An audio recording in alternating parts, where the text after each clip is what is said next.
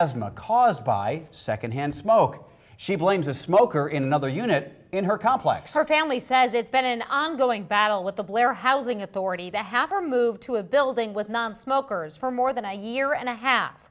Reporter Megan Hahn has more from Blair. The family of Mary Fitch says the Blair Housing Authority isn't enforcing their current smoke-free policy. Earlier this morning, the Blair Housing Authority met. They issued new guidelines, which her family says makes their policy even more lenient. Mary Fitch has called Parkview Manor home for 15 years. At 90 years old, moving was not high on her to-do list. The people,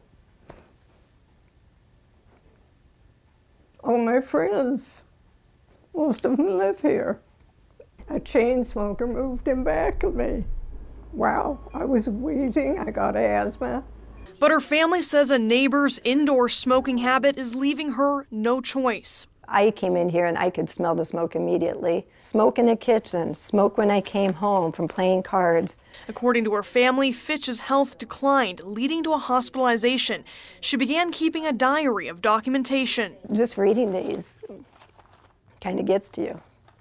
My nose got plugged up. I won't go on living like this. A lot of smoke after 8 p.m. late.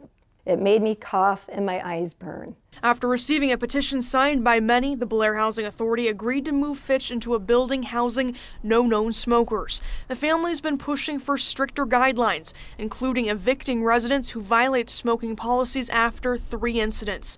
Fitch's family says those were rejected Tuesday by the Blair Housing Authority. Blair Housing Authority, their #1 priority should be the health and safety of every single tenant here. Starting in April 2018, BHA will allow e-cigarettes under special accommodations. Also, residents caught violating the tobacco policy will not be evicted unless they're caught 3 times within a 6-month period. And every 6 months, residents get a clean slate. Megan Hahn, 3 News Now. The Blair Housing Authority responded to Mary Fitch's accusations, telling 3 News Now it takes the health of all its residents seriously and tried to address her concerns, adding, "It is clear we may not have addressed them to her full satisfaction, but we have addressed them in a manner that is a reasonable response to those requests." The authority says its smoke-free policy meets all legal requirements. You can find the entire statement